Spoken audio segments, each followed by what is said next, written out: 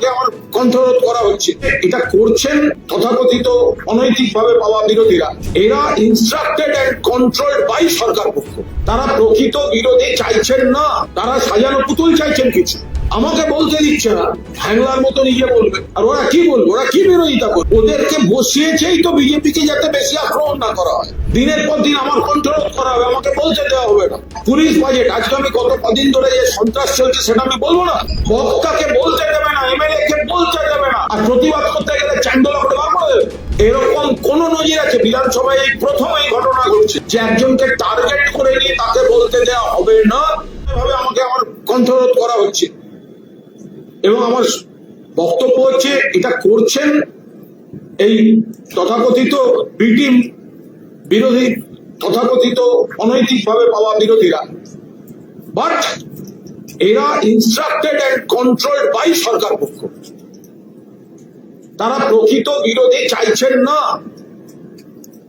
তারা সাজানো পুতুল চাইছেন কিছু।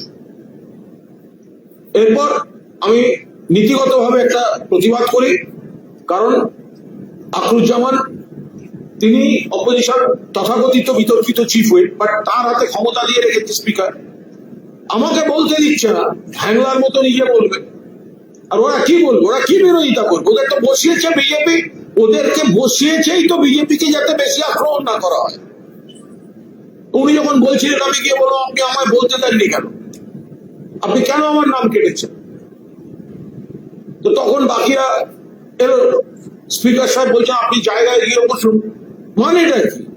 দিনের পর দিন আমার কণ্ঠরোধ করা হবে, আমাকে বলতে দেওয়া হবে না। পুলিশ বাজেট, আজকে আমি কত কদিন ধরে যে সন্ত্রাস চলছে সেটা আমি বলবো না? একের পর এক নারী নির্যাতন হচ্ছে সেটা আমি বলবো না? এইসব পোশাকগুলোকে দিয়ে বক্তৃতা বাড়াচ্ছে, আর আলিফাকে তৈরি হতে দেয়নি। তাতে এইসব এদের অনেকে এগিয়েছে না, অমুক তমুক হ্যান। তো স্পিকার বললেন বিজেপির লোকেরা মানে মায়ের থেকে মাসির দরদ বেশি। আমি ওখানে বলছি ওদের দু চারজন আসছেন, কিন্তু তবু বিজেপির কয়েকজনকে দেখলাম যেন মিটিংকে আগলে রাখতে পুরো মরিয়া, দরদ উঠলে উঠছে। তারপর স্পিকার সাহেব বললেন আপনাকে বার করে দেবো। তাই আমাকে বসিয়ে রেখেই আমার লাভ কি বলুন? আমার বসে থেকে লাভ কি? আমি বক্তা, এবং আমি মনে করি আমি খুব একটা খারাপ বলি না। আমার দলনেতা আমার নাম দিয়েছেন, আমরা সবাই ভাগ করে করে বিভিন্ন বিভিন্ন বাজেটে আমরা বলছি। এই নয় যে প্রত্যেকটা বাজেটে আমার নাম দিচ্ছেন,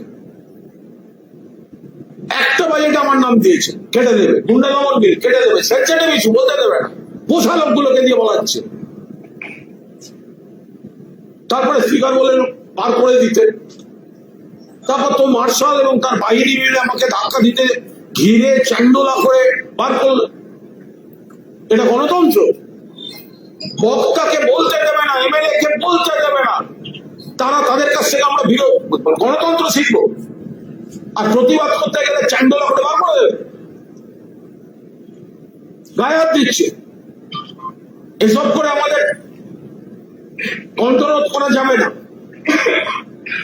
আমি কি অপরাধ করেছি? আমি নির্বাচিত বিধায়ক,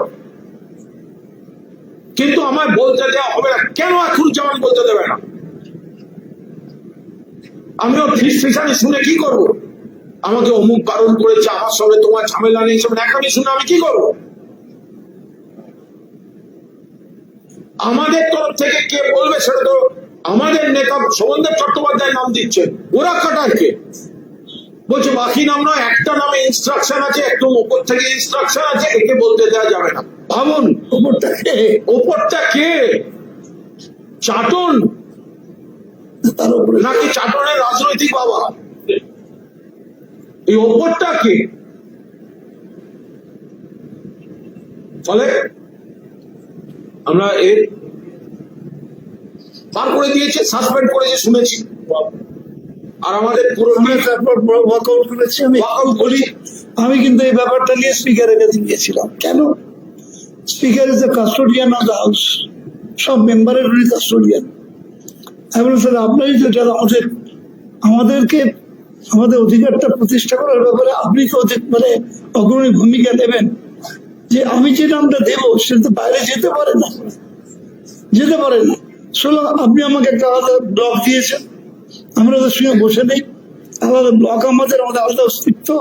সেখানে আপনি আমাদের যদি বলতে না দেওয়া হয় তো আপনি তো আমাদের সেখানে প্রোটেকশনটা দেবেন না, সেটা আমরা নিজেরা ঠিক করে নিই। এটা হতে পারে না কখনো। স্পিকারের কাছে গেছি, তার মানে দাঁড়িয়ে যাচ্ছে যে টার্গেট করে নিচ্ছে কাকে বলতে দেয়া হবে না। তাহলে এটাকে আপনি গণতন্ত্রের মন্দির কি বলবেন? এর আগে এরকম কোন নজির আছে? বিধানসভায় এই প্রথম এই ঘটনা ঘটছে যে একজনকে টার্গেট করে নিয়ে তাকে বলতে দেওয়া হবে না।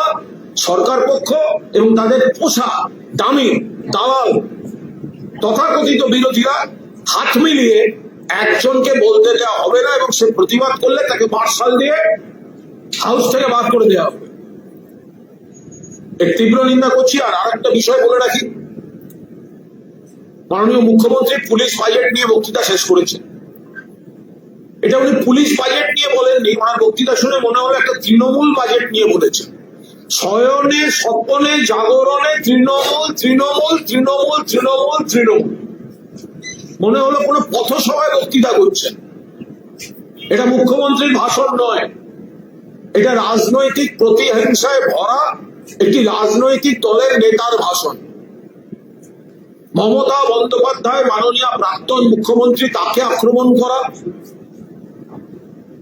আমাদের সাংসদ অভিষেক বন্দ্যোপাধ্যায়কে আক্রমণ করা, গতকাল বিজেপি স্পন্সর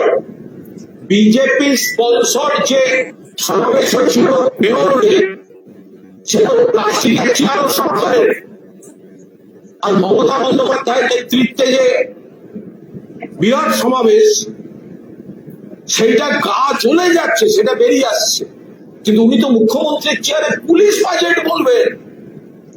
উনি সারাক্ষণ যে শরীরী ভাষা, যে মৌখিক ভাষা, যে চিন্তা ভাবনা নিয়ে আক্রমণটা চালিয়ে গেলেন, তাতে তো দেখে মনে হচ্ছে যে হোম বাজেট নয়, এটা একটা তৃণমূল বাজেট। এটা একটা তৃণমূলের মানে স্বতন্ত্র বিষয় নিয়ে উনি বলছেন। আগাগোড়া বক্তৃতা মমতা ব্যানার্জি, তৃণমূল, সমাবেশ আর অভিষেক ব্যানার্জি।